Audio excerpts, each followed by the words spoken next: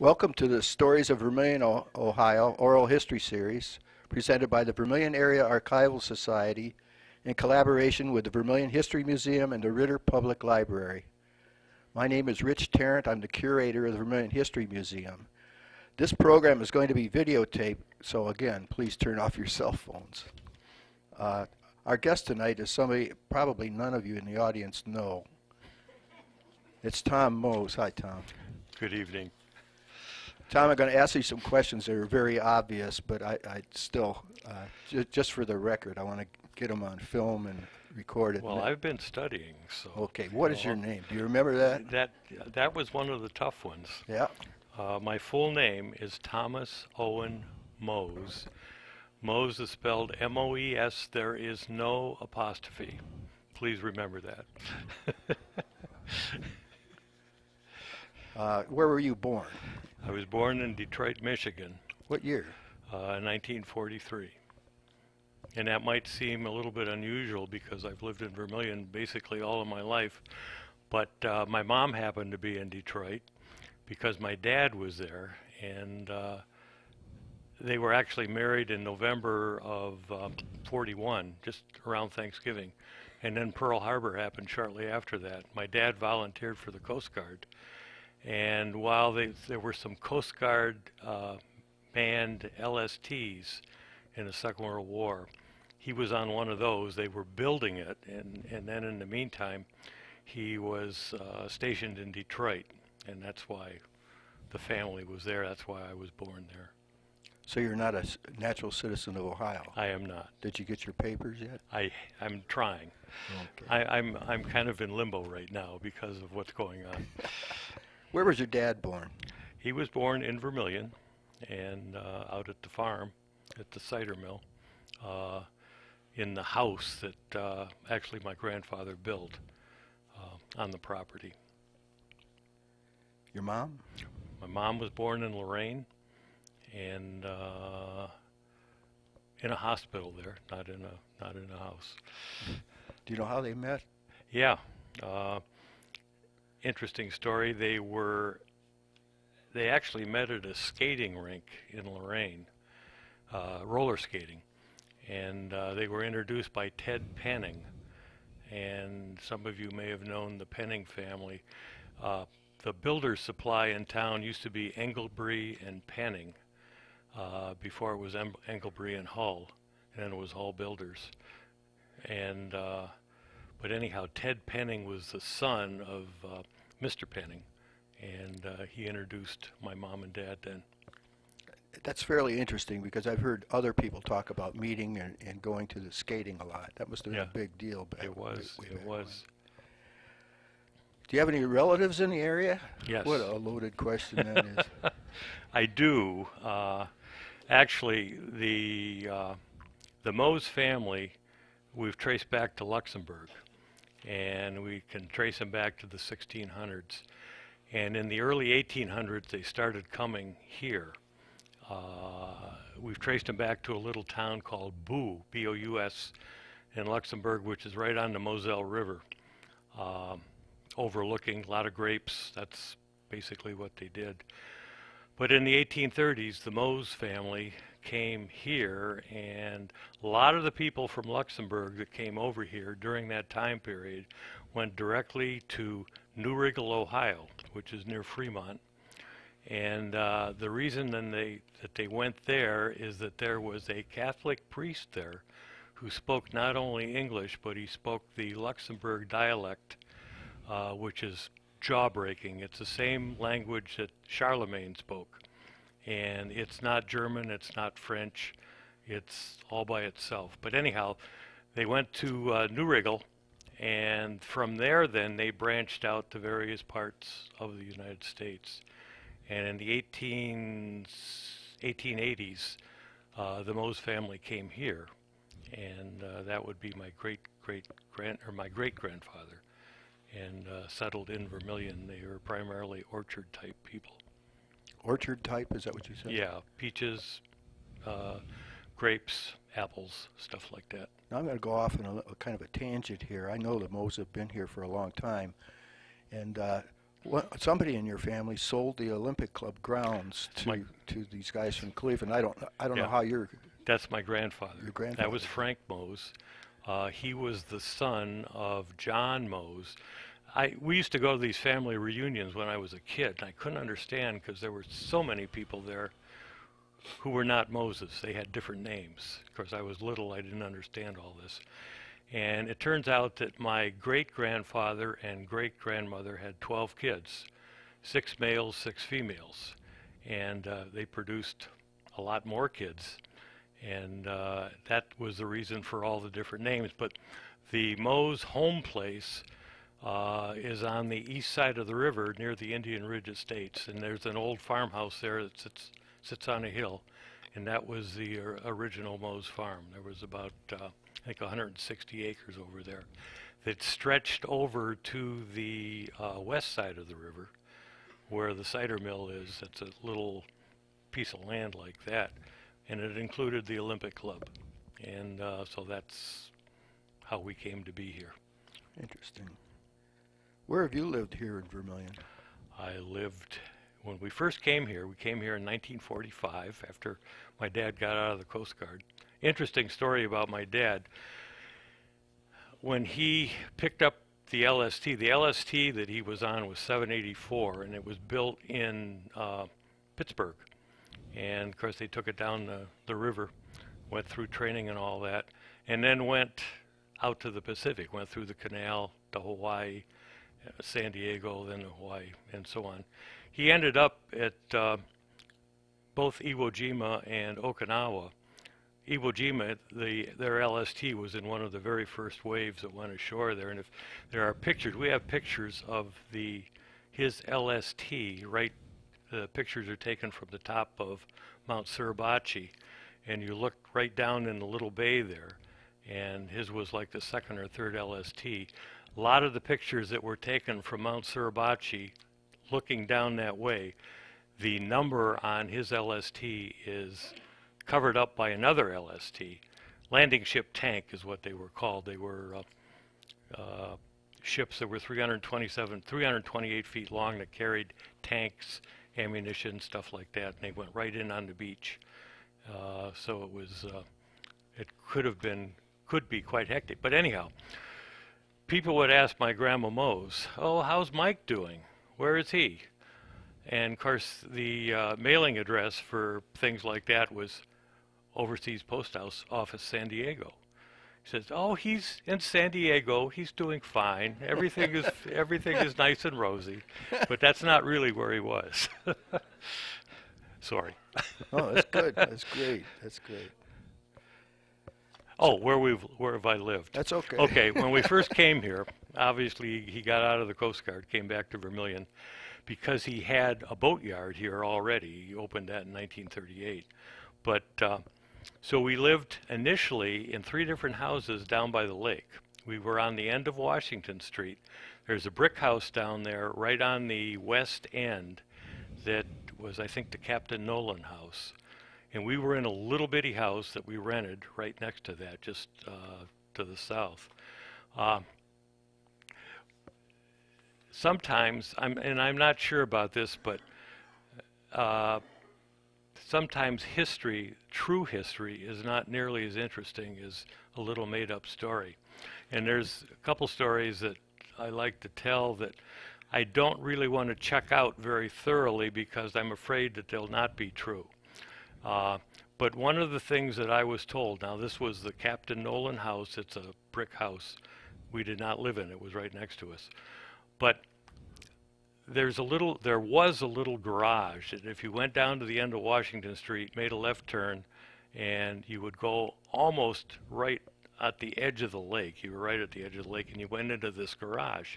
Well, sometime after Captain Nolan lived there, there was a New York Central Railroad executive that lived there, and the story that we got, remember I was right next door, but I was only 3 or 4 years old, was that if you drove the car into that, it had a turntable in the floor, and he could turn his car right around and drive out. So it was very convenient. That's something I don't want to check out because I think it's such a neat story. but that's the way it was. And then we moved right across the street to what was the Copeland House. Now, it's now the end house on Washington Street, but when we lived there, there was an additional house where Grandpa Copeland and Mrs. Copeland lived.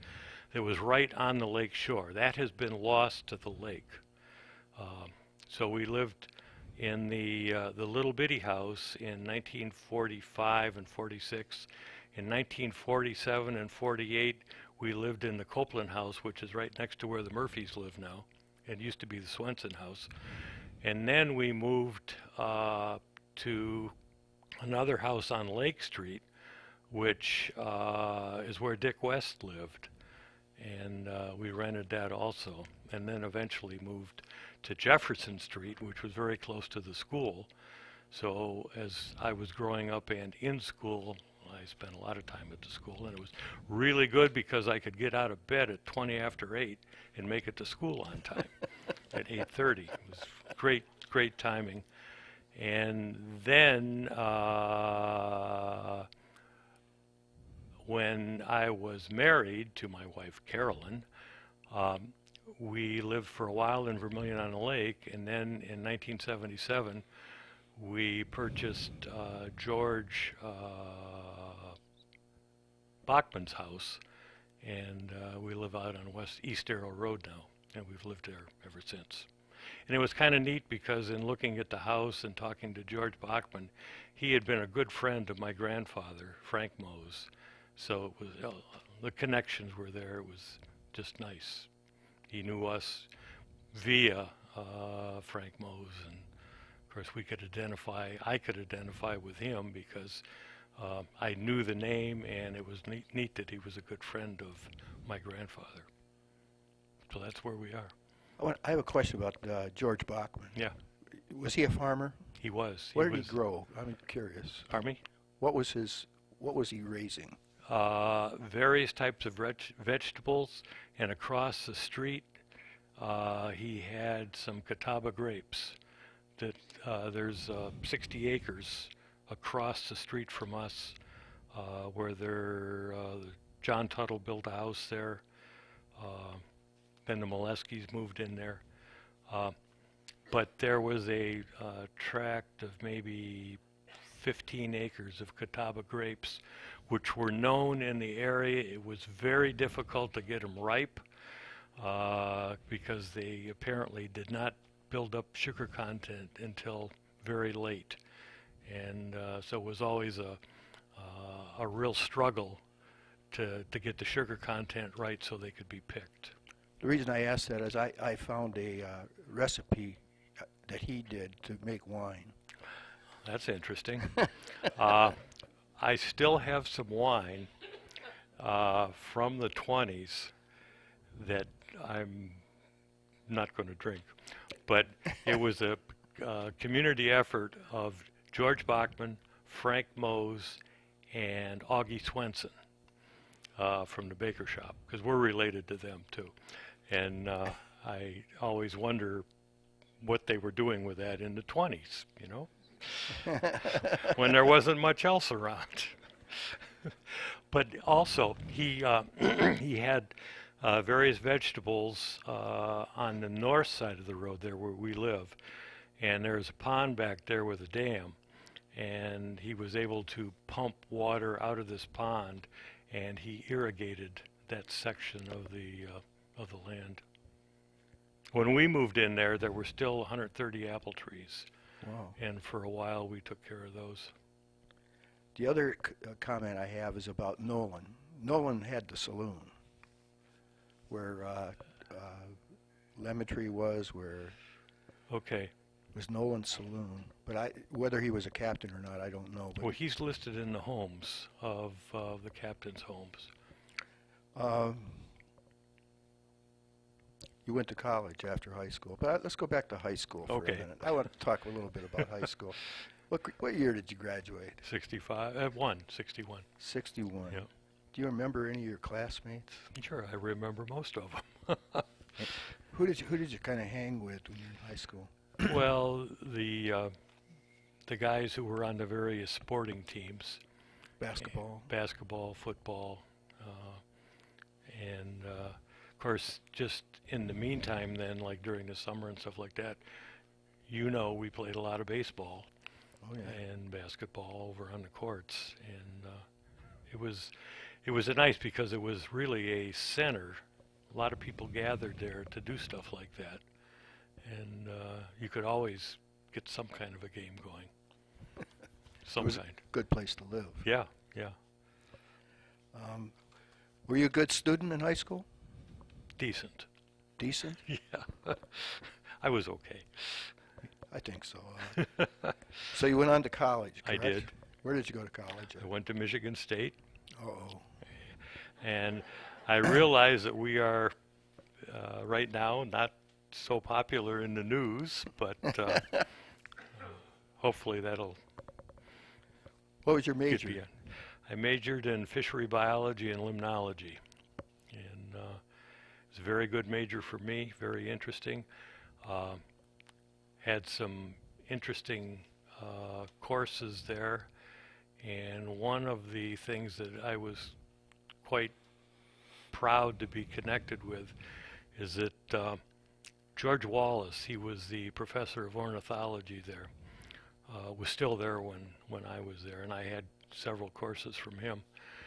And he was the guy who did the study on the robins and the DDT and the effect on them. And that was cited very specifically in Rachel Carson's book, The Silent Spring.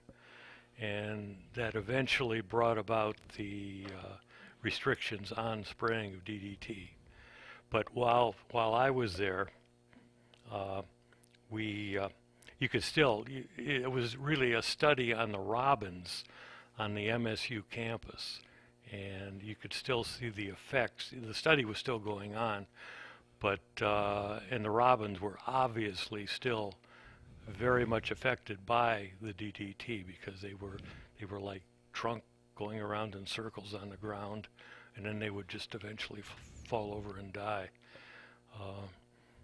But George Wallace was a very inspirational teacher, and we would go out 5 or 6 in the morning and spend maybe 4 or 5 hours in the field looking at birds. And I can remember one time we had a real quiet kid in the class, and we were all out, and we were, of course, we would be in vehicles and go all over the place up there. And this one time we were looking at a dump and looking at birds that were, there was grassland and then you had this dump because that's the way they did it then. And we saw this bird, George Wallace saw this bird out there. Remember, we got a real quiet student here that almost never talks. And Wallace would ask us, well, individually, what kind of bird's that? What kind of bird's that? So you were supposed to answer. And he asked this real quiet kid, I think his name was Bob. He says, what kind of bird's that out there? And Bob looks out there, and having never talked much in class, very quickly he said, well, taking into consideration the surroundings, I'd say it's a brown thrasher. Now, if you know birds, there is a bird called a brown thrasher, and it's quite a, in fact, it's in the robin family, but I thought that was pretty good. Sorry. No, it's great. That's great. So right after college, where'd you go? Actually, I went on to graduate school at University of Florida. And I don't know if you know what fishery biology and limnology is. Limnology is really freshwater oceanography. You're looking at lakes, chemical, physical, biological relationships in lakes. Now, that's not what I necessarily wanted to do. I really wanted to go into oceanography. So I started graduate work at the University of Florida. And there, again, I ran into some very interesting people. Archie Carr. He's the expert turtle guy, sea turtles, and his star student was a guy named Peter Pritchard. Both those guys were in, not in my classes, but in my field of study. And then I was drafted right out of graduate school. I guess one of the few people to have that happen to him. And so I came back home, and I was able to get into Coast Guard OCS. So I went through that. I got a lot of kidding from that because my dad said that you had these 90-day wonders when he was in the service, but when I went to OCS, it then took 105. So I guess we were not quite as intelligent as the people early on. But I was commissioned then in 1967. And they called me in to tell me what my first duty station was. I really wanted to get on the icebreaker out of Boston, the East Wind. But they really had a lot of talent to pick from in that particular OCS class. There were a lot of engineers and things like that. So they called me in and told me that I was going to go to International Ice Patrol. And then I was going to be assigned to an oceanographic ship that did primarily Pacific expeditions, 3 months at a time. And they could tell, the captain that was telling me this, or telling where I was going, could tell I was a little bit disappointed. And he asked me if that indeed was true, and I said, yeah, in a way it is. But he said, you don't realize this. This is really in your best interests. You're really going to like this. And he was right, because the duty that I had, for the International Ice Patrol, I was out of Newfoundland, and I was the ice observer in C-130. We'd fly out about 3 times a week. This was a result of the Titanic sinking. And we would go out and chart the bergs, and I would have to drift them according to the currents and the winds and the temperature and stuff like that. A lot of people don't realize it, that the icebergs that actually come down in the shipping lane, they break off the Jakobshavn Glacier in Greenland and they flow north. And then they make the turn because of the currents. This is between Greenland and Canada. And then they come down and they go by the Davis Strait, and then they come down into the shipping lanes off the Grand Banks. They're actually 2.5 years old. So they have been calved off the glacier, flow north, make the turn, come south, and eventually come down into the shipping lanes. This is all done, and we had to do this basically manually.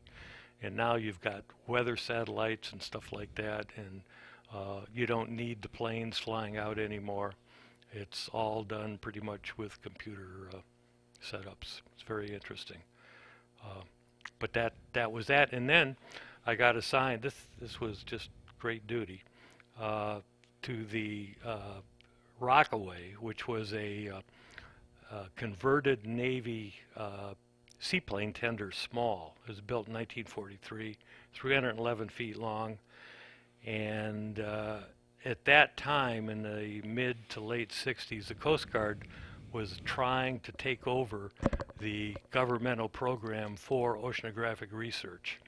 And so this ship, this 311-foot ship, had been outfitted strictly as an oceanographic type thing, full of, well, it had a computer that probably was far less competent than any of your phones today, but it took up a good share of the space on the ship. So we would go, we left New York City, we would go down through the canal, and then we'd spend about 3 months in the Pacific, primarily near the coast of Central and South America, and collecting data. We were really checking out the Humboldt current, which is a cold current, comes up from the south, up wells, very productive in terms of fisheries and things like that.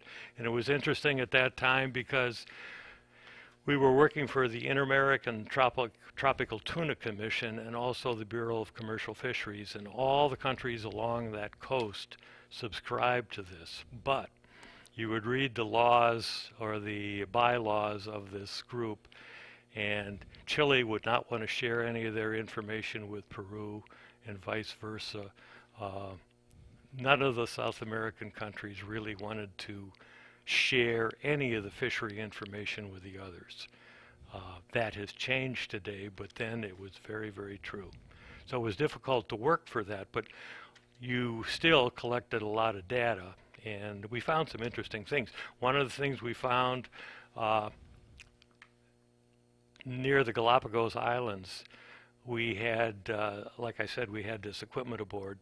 We would put down Nansen casts, which you have a bottle every 10 meters or so, and then you send a messenger down, and these things flip over. They take a water sample. They have a reversing thermometer in them and stuff like that, all the way down to the bottom. You're doing this with a great big oceanographic winch. We'd bring up this cast, and we would find that the bottom temperature, the thermometers, were indicating that the water was boiling. And we thought, boy, something's wrong. So we redid it. Same thing. We did it once more, 3 times, boiling at the bottom all the time. And we finally realized that there were volcanoes down there. And that was written up in the National Geographic about 2 years later. Interesting place we stopped at was Cocos Island. There was supposedly a massive treasure, gold treasure buried there that was taken from Lima, Peru prior to an invasion and set somewhere on Cocos Island. It's never been found. When we went in there, it was a very eerie morning, and we had radar and stuff like that. The chart where I was up on the bridge was an 1854 chart from the British Admiralty. And nobody had been in there really that did any navigation, and we found that because we did have radar, we could set some of the little islands right more accurately, but it was just a very weird place. We would have gone into the Galapagos because we were steaming right within sight of them, but on the previous expedition there was an international incident. The crew of the Rockaway stopped there and went in for a party involving beer and stuff like that, and they had a baseball game with the locals. And apparently one of the local umpires made a very bad call, and the men of the Rockaway, the crew of the Rockaway, got very upset, so there was kind of like a brawl. And the authorities got together and said, Rockaway, you get out of here and don't ever come back. So that's what happened. We steamed right by them doing research the next couple expeditions, but we were not allowed to land, so that was very disappointing. So there you go. So you didn't do anything after college? Nothing at all. Nothing at all. So finally you get back home. Yeah. What do you do then? Actually, I sailed on the lakes then. I was the wheelsman on the George M. Humphrey. There was a local captain, Furl Lindsay. People may remember him. He's my uncle. Was he really? Yeah. Okay. Anyhow, he took me aboard, and that was a very nice life, nice existence, very good food. Just for the most part, other than when you'd run into the bad weather, it was very pleasant. But boy, you were really gone a lot, and you didn't have much time in port when you were loading or unloading. And now it's even worse because you have the the self-unloaders with a very highly mechanized stuff. So I quit that, and I spent the next 6.5 months traveling around Europe, and that was tough too. Tough life. Yeah. Where did you go? We might as well. Everywhere. No, the only place that I didn't go to really in Western Europe was Britain. And I went with a friend from the Coast Guard. We bought a car over there. It worked out very well. Bought a car, drove it all around, then sold it, came back. I had hoped to catch a ship because I had seaman's papers. And I was hoping to catch a ship in Spain, but I was unable to, so I ended up flying back. So you're back. And then I came back to the real life. Back to the world. Yeah, so to speak. So you came back to Vermilion. I did, yeah. And what then? I started working at the boatyard. This would be mid-1970. Now, was your brother working with you then, or? He was already working there, yeah. Excuse me. And my dad was still there. Yeah. Some of the things I want to ask about it, I remember your dad driving back and forth at lunchtime. He would leave and go back Yep. up on Jefferson Street for lunch, and he'd drive 25 miles an hour. Sometimes, yeah. Never over the speed limit. But being around there, I know you heard a lot of stories over the years about different people. Now, did you ever hear of a guy named Big Ed Lamp, Captain Lamp? Yes. What did you hear about him? What? Well, see, my dad knew him too, and some of the stories were passed down from him to me. But the initial building that we had, that my grandfather, Frank Mose, bought that property where the boatyard is in 1917. And Do you know who you got it from? well, it used to belong to Alva Bradley, and then for a while, Alva Bradley, I think, died around 1890 or a little bit earlier than that. Went into his estate. One of the they owned it then with one of the Parsons. It may have been Burton Parsons. And the idea was then that I think Burton Parsons sold it off when Alva Bradley died. He said that if in his will, he said if his estate didn't find anything constructive to do with it within X years, it was to be sold.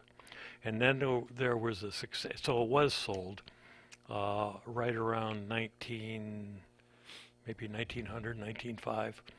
And then there were, I think, 2 or 3 people that bought it. One of them was the guy with the ballroom out west of town. Oh, Cisco? No. No. The old house. Yeah, Rumsey. Oh, Rumsey. Okay. Yeah, he owned it for a while. Is that right? Yeah.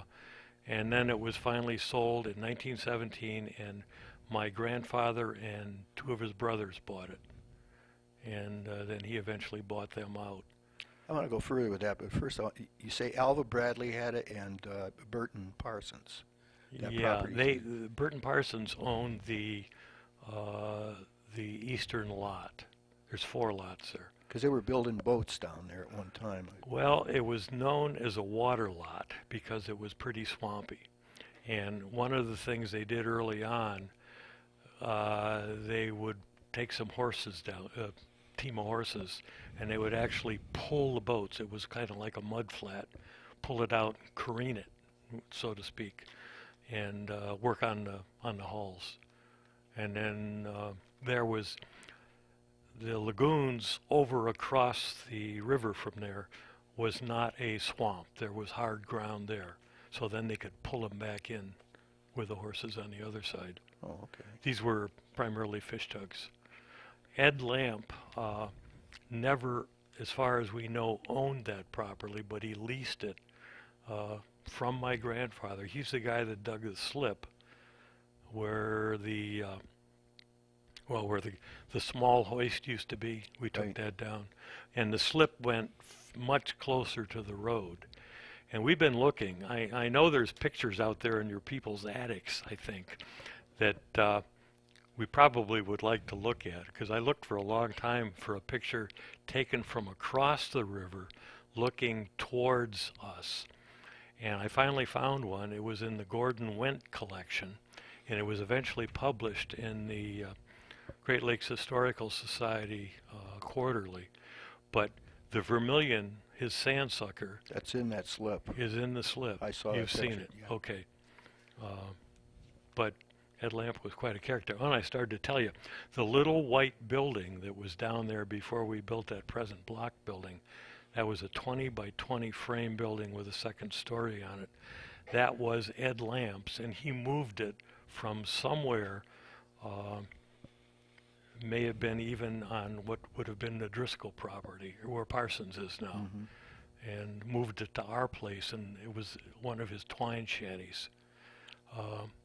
And then when we built the block building in the late, maybe 1960, my dad sold the frame building to Bob Holtkamp, and Dick Parsons, then moved it out on Dare Road. It became a chicken coop. So there you go, recycled. History of a chicken coop. Yeah, right. Uh, Lamp is one of my favorite characters. Yeah, he's mine too. In case any, Big Ed Lamp, Captain Lamp, was a big man. Yeah. I don't know if you have any stories about him coming down this. It seems like it was you telling about the story, him coming down the stairs in the sail loft. I don't. But he was a very big man. He was very capable. He made and lost several fortunes. A lot of his stuff burned. Yeah, he had Southwest Fish, which burned. And on Southwest Fish, he had a circular ice house there at one time, because for some reason, he thought the circle ice house would be better than just a rectangular square. He was kind of a self-taught engineer, and I guess he could handle his boats. I have one story that I know I got from George Wakefield about Big Ed Lamp. The first time he came to Vermilion, he sailed into the harbor. And he sailed up to where Kishman had their fisheries, where the condos are now along the river, and came up off of his boat. It was dark. Came up off his boat, and he was going to go get something to eat or drink, whatever. And he's walking through what is the park today. But at one time there was a jail, a lockup up in there, and he heard some guy yelling, "Help me! Help me! Let me out of here!" So he went over there and let the guy out. He didn't know. But there's a whole bunch of stories about Lamp. I don't know if you have any more like that. Well, no, but he was a lot of people compared him to Abe Lincoln because he was wiry and extraordinarily strong. And I know the first time my dad saw him, he was actually, because that little twine house was already on our property, and Ed was up in the upper story, and there was just a little square thing like that you had to put a ladder up to come down. And he said my dad said that the first time he saw Ed Lamp, he looked down from that second story and then started coming down, and my dad said seemed like he just went on forever. He was just a huge guy. Not huge, but just strong and wiry. What do you do at the marina? Nothing? Depends who you talk to. I know Tom is retired. He thinks. Yeah, well, no, I do a lot of things down there. And as I tell everyone, I am too important to quit totally. I need to stay there.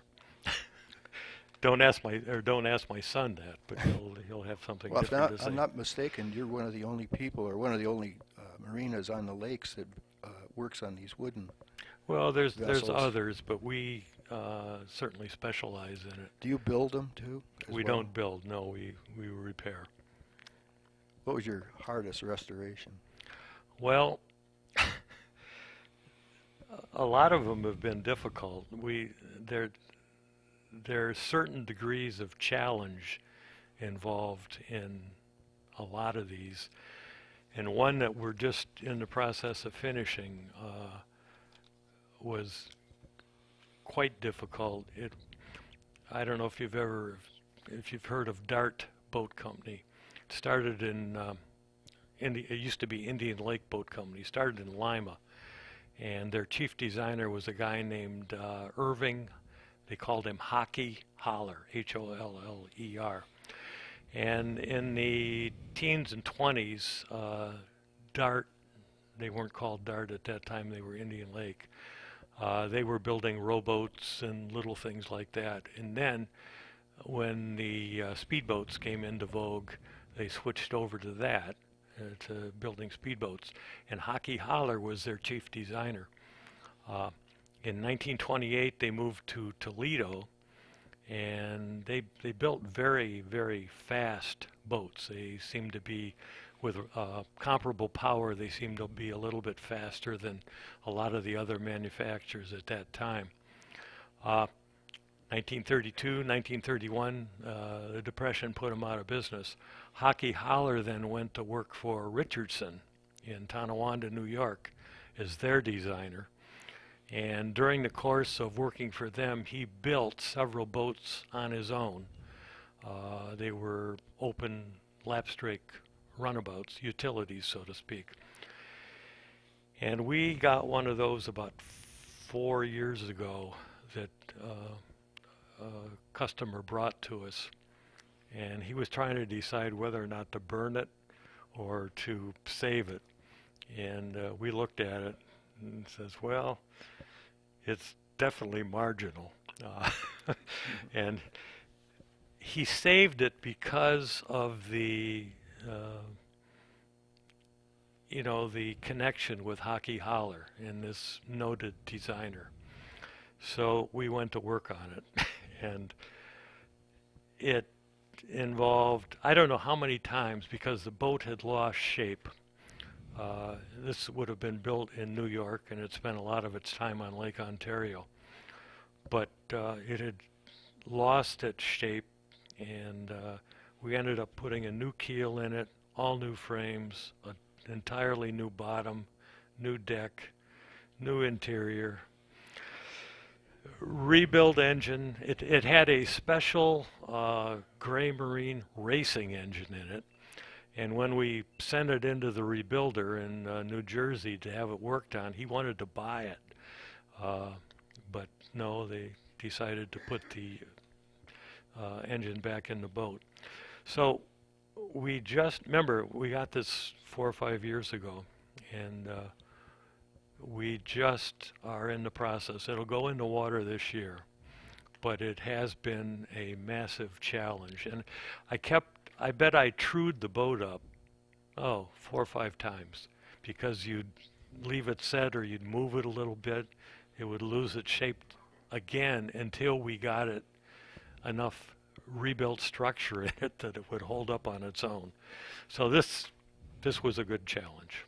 But there's other, you know, a lot of the boats we work on are challenges, but they're, even though this was a relatively small boat, 22 foot, the entire job on this was a big challenge. And that's why you'll never retire. Yeah, they keep coming. Well, let's go back to Vermilion here for a little bit. I want to ask you about your earliest memories of Vermilion, the town size, the stores, restaurants, anything you know, remember, can think about? Well, I know that when I started getting interested in numbers, I looked up the population of Vermilion. This would be 1950. There were 2,214 people here. And I've since gotten some, I've got some real neat data on the fishing industry and stuff like that, dating around 1885, and there were about 1,200 people here then. 20% of them were involved in the fishing industry, either as a dependent or as an actual fisherman. And some of the things that we are told in Vermilion about Vermilion being one of the really great fishing centers on the Great Lakes, a massive center, you know, it's not exactly true. Huron, a little bit smaller than us, caught about twice as many fish, had more people involved in the fishing industry. But Vermilion certainly was an important, you know, a fishing town. And a lot of people did make their living off fishing. Remember? Oh, go ahead. Oh, no, I'm going to talk some more than I guess. Go ahead. Go right ahead. No, in terms of the people, and you know, it didn't seem like I spent a lot of time in town, you know, where I remember a lot of the restaurants and stuff like that. I remember the ones that are normally talked about, but I don't think my memory is anything extraordinary when it comes to old-time Vermilion. You remember playing ball with Howard Bogert? Oh, I sure do, yeah. And basketball with Rich Tarrant, and a lot of, like I said, you know, and that's one of the questions I want to ask you about too. Who were your best friends? Or who do you think were your best friends? So put it that way. Well, in grade school, Larry Niddle probably. Sure. I spent a lot of time with him down by the lake, and we used to dam up Edson Creek. Took a lot of shovels of sand, and it was a losing battle, but it was a lot of fun. And of course, that used to be quite an idyllic place down there before the road went through, because the Lakeshore Electric went through there and everything else. It was interesting. Later on, then, Kenny Esper was around, Russ Dickerhoff, Al Morosky. I hung out with them a lot. How about your teachers? You remember many of those? Yeah. Probably a lot of the coaches, huh? Yeah, yeah. I had the very fortunate experience to have second grade in the town hall with Mrs. English, and that was a nice experience. That's when schools in Vermilion had gotten to be very overcrowded, and they were in the process of building some new ones, and didn't have enough classrooms, so the couple churches and the town hall served as classrooms for some of the lower grades. And it was nice. You were all by yourself. So. Well, I spent second grade next door in the congregation. Did you? Yeah, well, that was handy. Mrs. Hurd. And, okay. And her son you went to school with. Yeah. Too. Okay, you're a river historian of sorts. Who made the biggest impression on you through the years? Oh, I think it was a collection of people. Some of the even when I was a little kid, I can remember some of our customers. I knew them probably better than some of my relatives. And then just hanging around, like the boatyard and places like that, some of these people were real characters.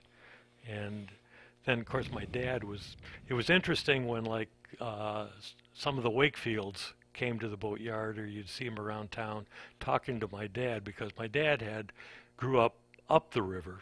The Wakefields grew up down the river, and they didn't really know a lot about each other's turf, but it was fascinating to hear them talk about their turfs, you know, and the stories that went along with them. Little interesting fact, I don't know if you're into sailing at all, you probably heard of Sandy Douglas. He designed the Thistle and a lot of other small one-design sailboats. He lived in Vermilion for a while, and he actually built boats in the French restaurant on the bottom floor there.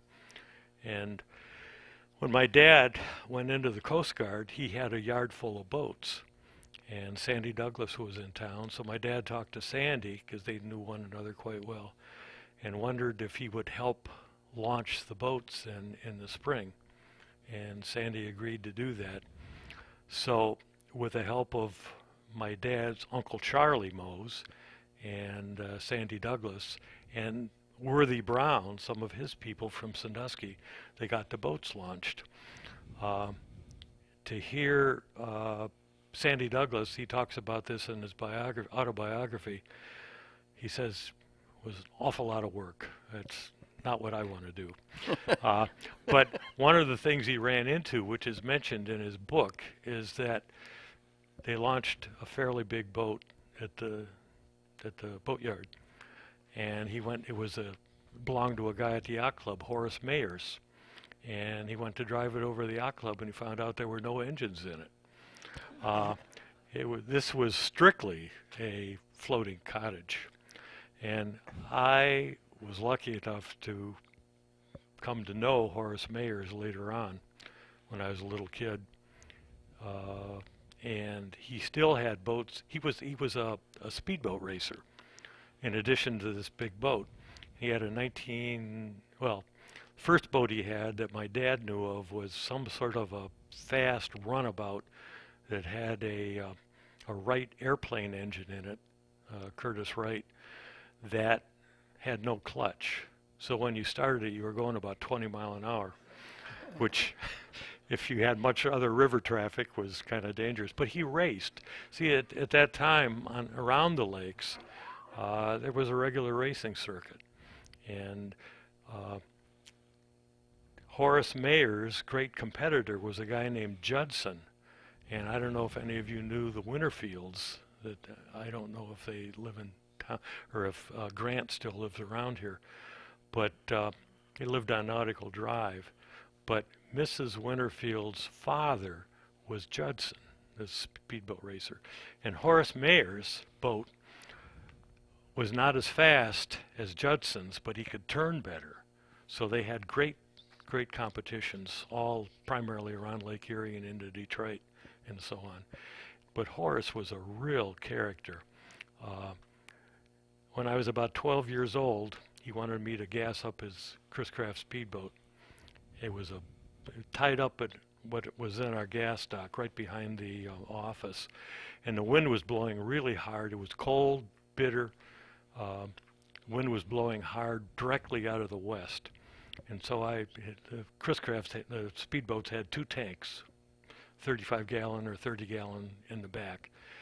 And so I gassed up the one, gassed up the other, and geez, I noticed the tank, or the gas pump, I was up around 88 gallons, and it shouldn't have held that much. And right then, my dad yelled, "Horace, don't you remember we took that gas tank out on the one side 2 years ago?" And so I remember the wind's coming like this, and I looked down toward where McGarvey's, you know, the thing, and there was a gasoline slick going right down to the bulkhead. Right, you could see it all the way down the river. So Horace wanted then to light a match in the bilge to find out, because we had the bilge pump going. That's why it all ended up, you know, running down the river. We had a guy that worked for us, Louis Horvat, and when my dad first hired him, it was the late 40s, and he worked for Lyman, and so my dad thought that, boy, this guy will really be competent. Well, he was competent, but he could only do one thing, because he worked on the line. But he eventually came to be a real valuable guy at the boatyard. We always referred to him as the immortal Louis. And anyhow, Horace Mayers always wanted these fast boats, and he ended up buying it would have been about a 1958 or 58 29-foot Chris Craft, and it had twin 175s in it with Chris-O-Matic controls, which are electric hydraulic, electric mechanical controls, and you never knew where you were. You had a little lever about like that, and they eventually came to be known as crash-o-matics, because there was always big delay in the electrical circuitry. So you would put it into forward, and you might wait 5 or 6 seconds, and then the mechanical arm would finally shift with the electric servo, and then you'd be in forward. So you'd be worried that maybe you didn't shift it right, so then you'd pull it out and shift it again. So you might be 2 or 3 shifts behind the actual engine control. But anyhow, this is not part of the story, but Louis went over to varnish on Horace's boat then, and Horace was a real little guy, and he had set up this like a halfway down platform on the inside of his cockpit that was spring-loaded. So he would step onto this thing off the catwalk of the boat, and it would gently lower him down to the cockpit floor. Remember, it's spring-loaded. Well, Louis went over there carrying some varnish, because he had already sanded at the boatyard, and somehow or another he stepped on that. He forgot about the spring-loaded thing. He went down like that, and he got thrown against the opposite bulkhead. He was hanging over practically in the river, because he had gotten catapulted right off the cockpit. But that's the type guy Horace was, and it was characters like that that really got me interested in meeting more of them, and so you could kind of tell stories about him and repeat the stories. A guy that I ran into that I didn't realize what he was at the time, in 1974, I was lucky enough to find a very old Chris Craft. It's one of the Roman numeral boats, 26-footer. And it's probably the third oldest one.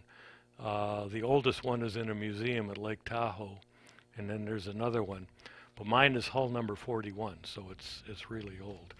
And it had a original power, I found out, was a Hisso aircraft engine of 220 horsepower. Now the normal power at that time was a Curtiss OX5, which is what they powered the biplane Jennies with, 90 horsepower. So this boat was delivered in 1923, and if they're putting 220 horsepower relative to 90, which is what the Coast Guard confiscated boats had, and the Prohibition agents had, so you know that this guy was running booze with it. So I was told then, because this did not come with the original engine, and I didn't know much about these aircraft engines at that time. Remember, this is 45 years ago. There was a guy in Port Clinton named Johnny Zetzer who probably could help me out. And so I went to talk to Johnny. Johnny had a machine shop. And I started talking to Johnny Zetzer, and he had quite a reputation, and he was very willing to talk about it. He was actually rum running during Prohibition. He had 4 boats and an airplane, and he told me all about this. He said, well, my airplane, it was a Waco J5, it could carry 22 cases. He said, I had a 26-foot dart. Remember, we're talking hockey holler before. Typical 26-foot 3-cockpit speedboat, about 50 cases. He had a baby Gar, which had a 500 horsepower Liberty aircraft engine in it, did about 65 miles an hour, could carry 75 cases. He had a 38-foot Matthews, and he had the government mail contract. So, and he could carry 300 cases with the Matthews. So how did this work? You know, they pretty much knew what he was doing, but he would run the Matthews mostly at night, and he would not announce anything as far as when he was doing. But here he had the mail contract, carrying the mail from Port Clinton, Sandusky, over to Pelee, and so on. And he's carrying 300 cases of booze, too. So he did very well. And then, to top it all off, of course, they had the larger-than-life crooks at that time, like Al Capone and Babyface Nelson and John Dillinger. There was also a guy named Alvin Creepy Karpus. I don't know if anybody's ever heard of him. But he pulled off one of the last train robberies in the United States in 1935. He robbed the Garrettsville train, which is over near Youngstown. He was expecting to get about $55,000 in a payroll, but he only got about $27,000. But he and part of the Barker gang held up the train. He drove back to Port Clinton, and Johnny Zetzer hid him in his garage for a while, and then Johnny Zetzer flew him south, where eventually, at this time he had been declared, Alvin Karpus was public enemy #1. He was arrested by J. Edgar Hoover himself down in, I think, New Orleans in 1936, and J. Edgar Hoover was flown. He had just taken over the job of FBI director. He was flown to New Orleans strictly to make this arrest. And suddenly it all came together. They had no, Karpus had no anticipation that anybody was even looking for him. So government agents arrested him. They had forgotten to bring along handcuffs. So they had to take one of the agent's ties off, and he tied his hands with a tie and took him into custody, and he spent 27 years on Alcatraz. But Johnny Zetzer was unable to help me find that engine, but he is really well entrenched in the lore from this area really to Detroit in terms of running rum. He's probably the biggest name known. But he was strictly He was not involved in organized crime or anything like that. He was just a regular guy running booze for money.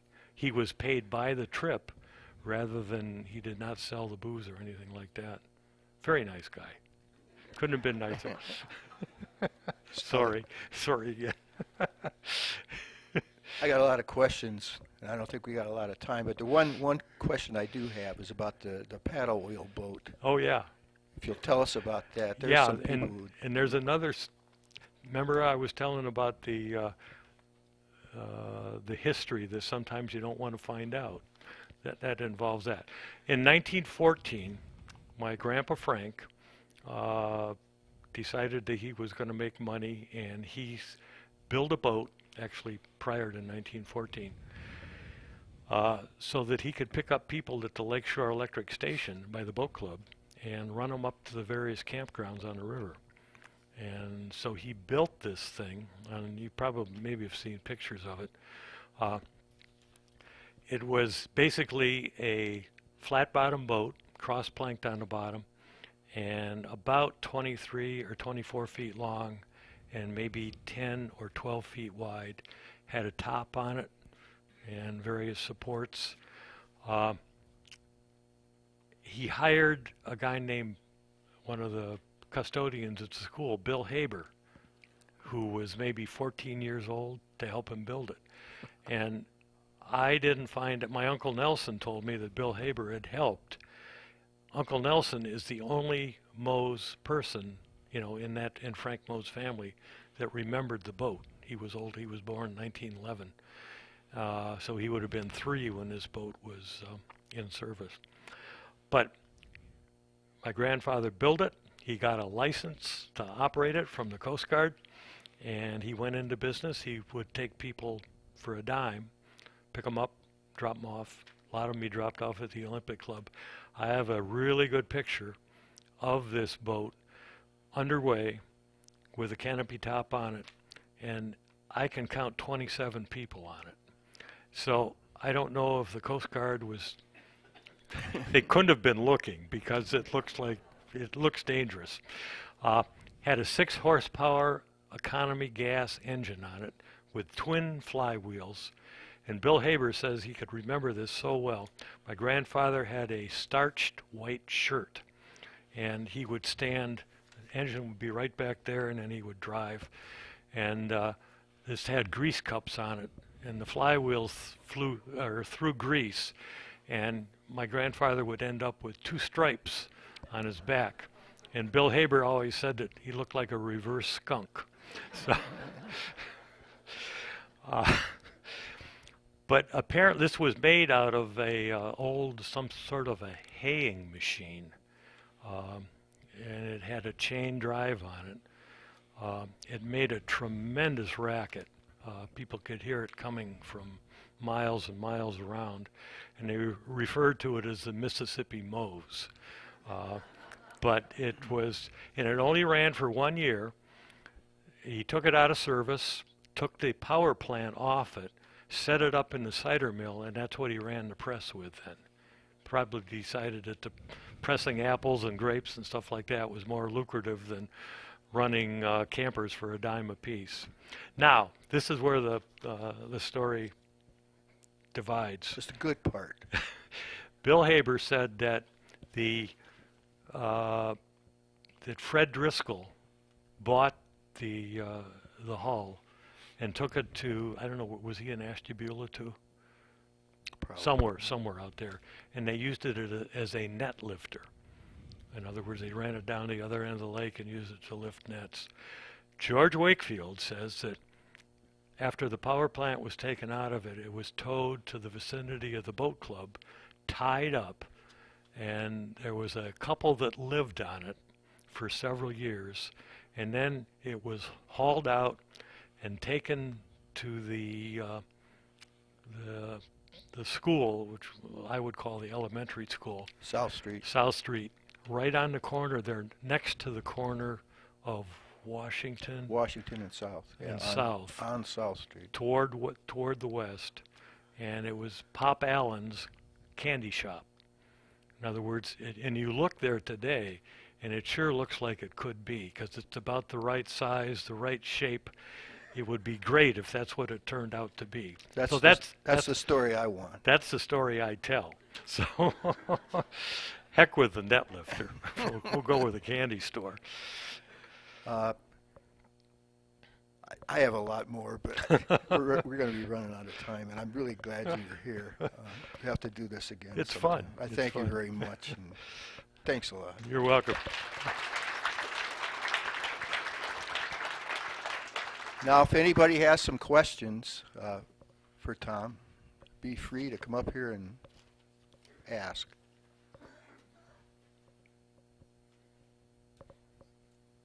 Here comes Patty.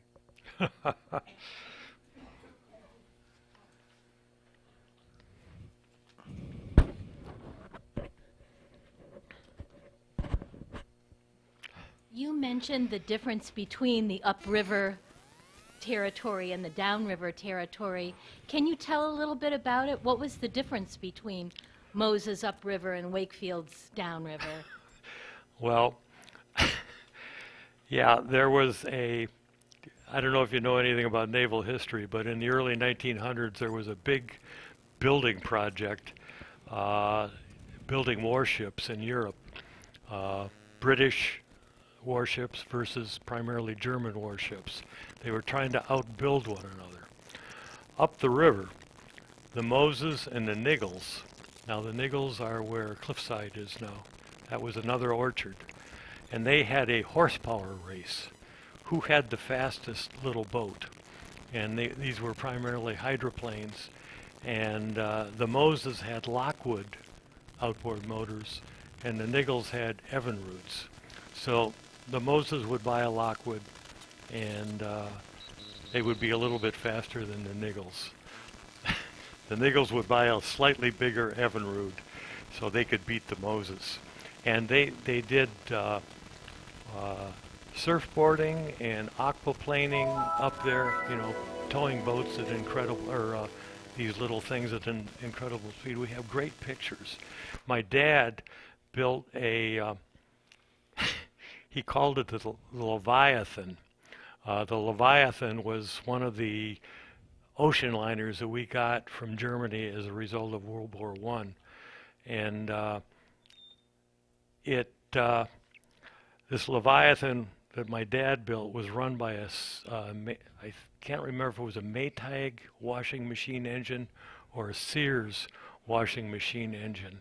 And it's written up in the Vermilion News. And they say that it made a decent turn of speed. Well, it was far too slow for my dad. And he didn't like it at all, but it's very, very impressive looking. And see, then the Wakefields were more involved with what was going on right at the mouth of the river with the fishermen, the various engines, George especially with the engineers that were driving the various steam gillnet boats, you know, the engines on those. And they had all the adventures. A lot of these things are written up in George's book, I think The Lure of the Lakes. That's got a lot of good stories, and one of them he talks about pound net fishing was very predominant in Vermilion and to the west because it was the lake was so shallow. In pound net fishing, you drive stakes into the lake bottom, and then you string nets along that. So the fish, they're right off the shore. So the fish swimming from either direction hit the net, and then they follow it out, and they end up through a series, almost like a lobster trap, in a pot. And then you go out in the pound net boats, and you dip these things into the boats. Primarily whitefish and Cisco, or they called them at that time herring, lake herring. But see, 1885, for instance, 683,000 pounds of whitefish and herring were taken out of Vermilion specifically. And to give you the number of some of this, or the predominant of this pound net fishing at that time, there were 190 pound nets between Vermilion and Cedar Point. There was talk about driving pound net stakes all across the western end of the lake to Canada to really catch a lot of fish. One of the things I remember that the Wakefield families might be interested in, when I was a little kid living on the north end by the lake, the neighborhood got into an uproar one day. I think I was probably 3 or 4, because Ted Wakefield was driving his new Richardson into Vermilion after having taken delivery of it, the Night Song. It was a dark blue boat, maybe you remember it. And I remember Melissa Copeland was my good friend, living down on the lake, and we saw it out there, and we walked, and I've just remembered another story I forgot to tell you. But we walked along the lake shore, because we saw it coming from the west, and then we got over to the pier, and we sat on the pier, on the riverside of the pier, and watched the boat come in. It was beautiful. The whole neighborhood was awakened, so to speak, to the arrival of the boat. It was really nice. And there were a lot of occasions like that, because living on the lake like that a long time ago, didn't seem like there was too much parental supervision over the kids. The kids all played together. And I think the theory was that you probably, I couldn't swim. Theory was that you probably wouldn't drown because you were starting from the shore, you know, so the water was shallow. I have a question. Yeah. Where's Kishman's sighting or landing east of town?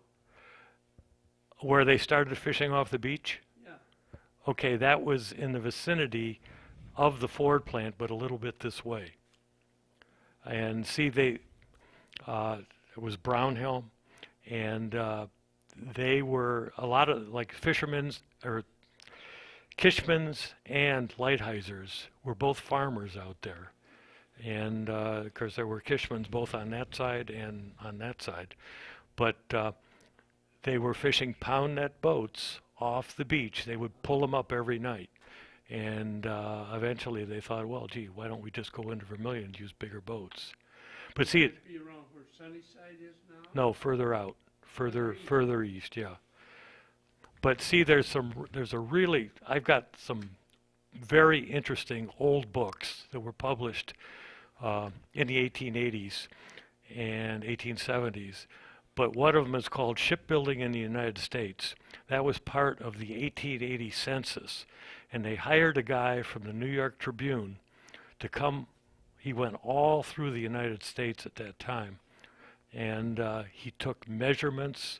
He documented what was being built, how big they were, boats on the stocks. He walked right through Lorraine. He walked through Vermilion. He walked through Huron. And one of the things that really got me on to some of this early history of boat building was he stumbled upon the Golden Age, which was being built by Valentine Fries at the corner of Mason and Route 13. And at the time that was built, which from 1880 to 1883, it was the largest schooner on the Great Lakes, 287 feet long. And he built it in Homer Page's field, and you can still, if you go on Mason Road, cross the river, cross the Huron River, and just before you get to the stop sign on Route 13, look to your left, there's a barn. On the roof it says Homer Page Barn, or Homer Page. Homer Page married Thomas Edison's sister, Marion. So she was Marion Page. One of the schooners that Valentine Fries built then was called the Marion Page. But the Golden Age was quite a project. And after he built that, it was so big, carried over 100,000 bushels of grain. There was no timber left because it took just basically everything that was in the area. Quite an accomplishment. And it sailed, paid for itself in 6 years, sailed the lakes eventually was turned into a barge, and it was sunk purposely in, I think, 1924 over at Put in Bay to form a pier. So it's still there somewhere. Go find it. Yeah. No, but some of this stuff is so interconnected. It's when they launched that, they normally had a spring thaw, and they could launch the boats that he was building there, both in Milan and on Mason Road there, Route 13. But they didn't have a spring thaw or like a January, February thaw in 1883. So they had to wait till June, and they had 3 days of rain. The river came up 9 feet, and the boat was floated out of the field. And somehow or another, they had farmers. Everybody was watching this. They had farmers that had to cut. It was snagging on the limbs as you went down the river.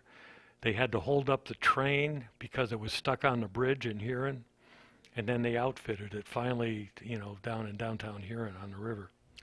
Interesting. Goes on and on. We can stay here all night. I don't care. Has anybody else got a question here for Tom?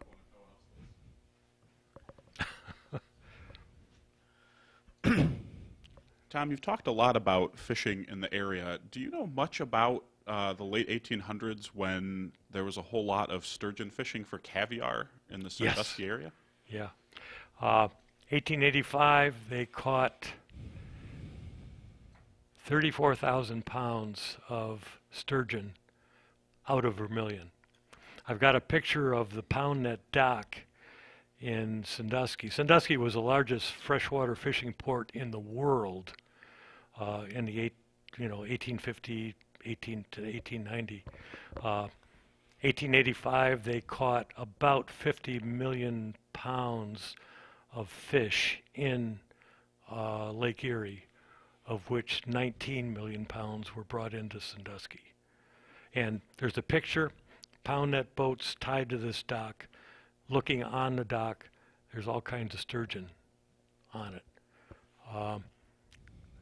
One of the unfortunate things about sturgeon, of course, they didn't think they were worth much other than for the caviar, but they did get that industry going both here and in Sandusky.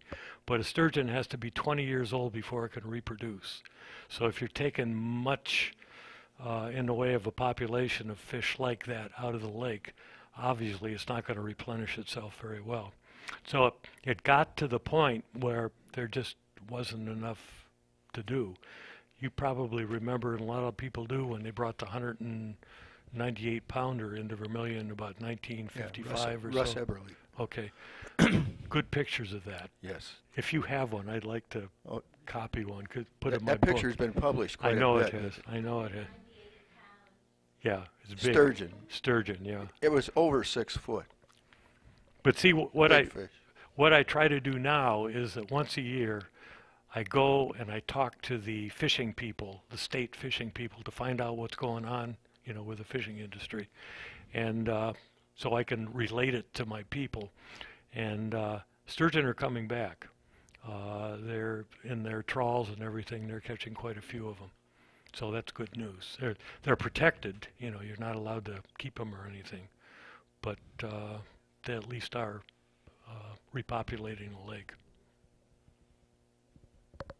There's hope for more caviar. Yeah, yeah.